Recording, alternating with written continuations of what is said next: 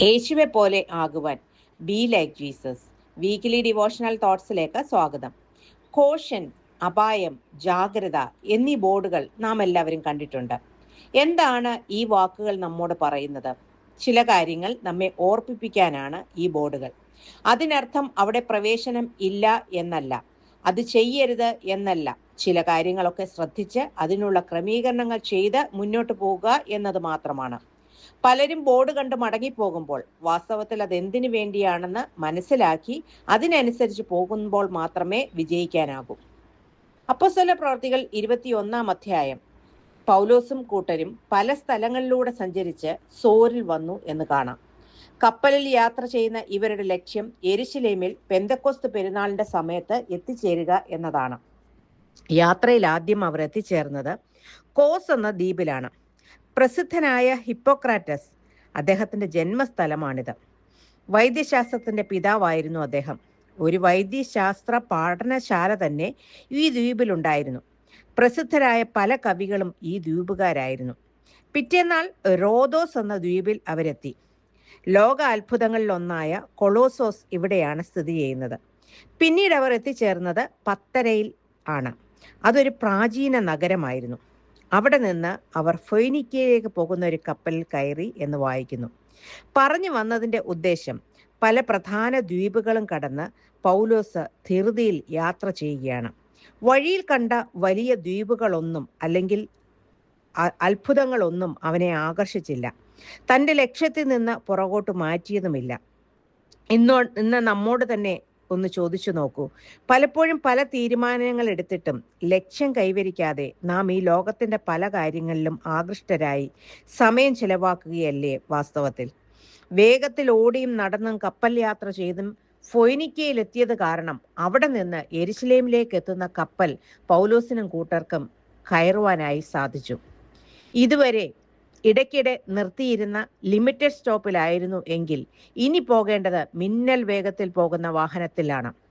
എന്തിനു വേണ്ടിയാണ് അദ്ദേഹം അതൊക്കെ ചെയ്തത്? ലക്ഷ്യസ്ഥാനത്തെത്താൻ. യെരുശലേമിൽ കൂടി വരുന്ന വൻ പുരുഷാരത്തിനെ നേടാൻ ഒരു ദൈവഭക്തനും കൂട്ടരും നടത്തുന്ന ഈ പരിശ്രമം നമുക്കും ഒരു പ്രചോദനമാണ്. ഇവർ കയറിയ കപ്പൽ സോർ എന്ന ദേശത്തിലാണ് പിന്നീട് എത്തിച്ചേർന്നത്. അവിടെ ചരക്കിറക്കാൻ 7 ദിവസം എടുത്തു. വീണ് കിട്ടിയ അവസരം വിശ്രമിക്കാൻ പോലും അവർ തയ്യാറാകാതെ അവിടെ ഇറങ്ങി വേല ചെയ്തു. ഫൊയ്നിക്കയിലെ ഒരു മുഖ്യ പട്ടണമാണ് സോർ അല്ലെങ്കിൽ ടയർ എന്ന് പറയുന്നത്. സോർ രാജാവായ ഹീരാം യെരുശലേം ദേവാലയ പണിക്കായി ശലോമോൻ രാജാവിന് ദേവദാരു മരങ്ങൾ കൊടുത്തു എന്ന് ബൈബിൾ പറയുന്നുണ്ട്. പൗലോസ് രക്ഷിക്കപ്പെടുന്നതിന് മുമ്പ് സഭയെ പീഡിപ്പിക്കുന്നവനായിരുന്നു.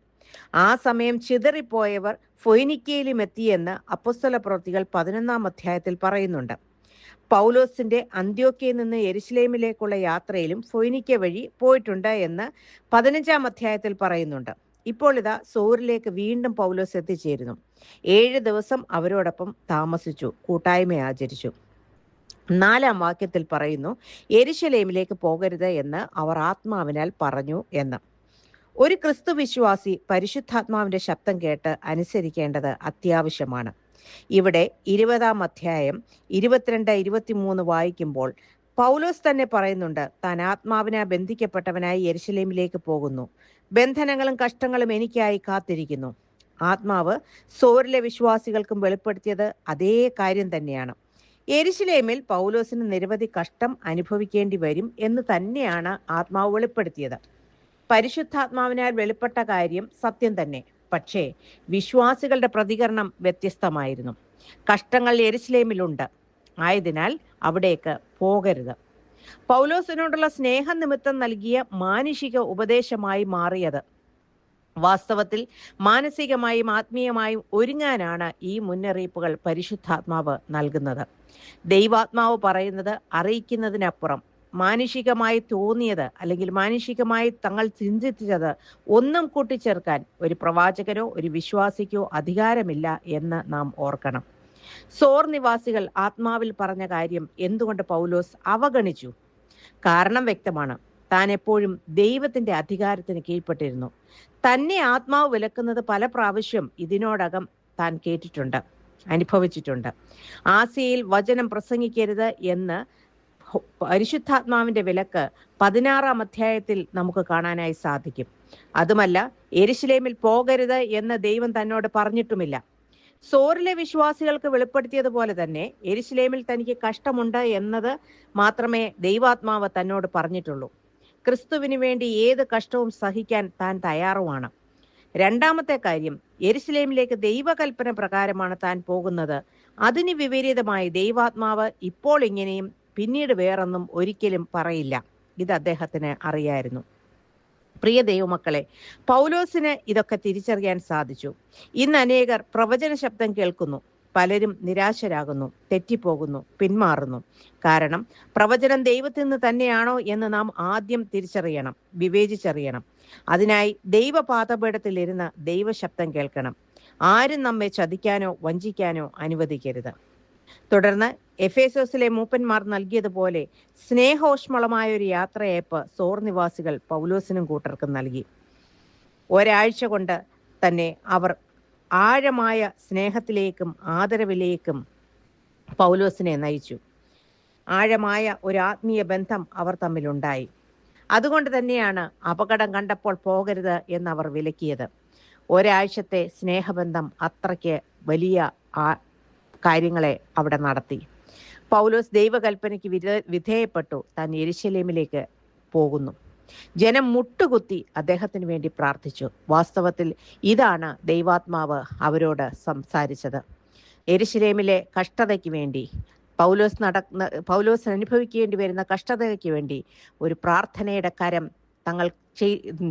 തങ്ങൾ ചെയ്യണം എന്നായിരുന്നു ദൈവാത്മാവ് അവർക്ക് വെളിപ്പെടുത്തി കൊടുത്തത്.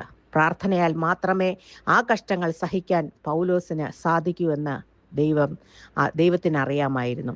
ഭാവിയിൽ എന്ത് സംഭവിക്കുമെന്ന് ദൈവം കാണിച്ചു തരുമ്പോൾ അത് ഒഴിവാക്കാനല്ല, അതിനായി ഒരുങ്ങുവാനാണ് ഒരു വിശ്വാസി ചെയ്യേണ്ടത്. ക്രൂശ് മുന്നിൽ കണ്ട ക്രിസ്തു അത് ഒഴിവാക്കിയില്ല, അതിനായി തയ്യാറെടുത്തു. എന്നാൽ തൻ്റെ പ്രിയ ശിഷ്യനായ പത്രോസ് യേശുവിനെ തടഞ്ഞു. അതിന് യേശു പത്രോസിനെ ശക്തമായി ശാസിക്കുകയും ചെയ്തു.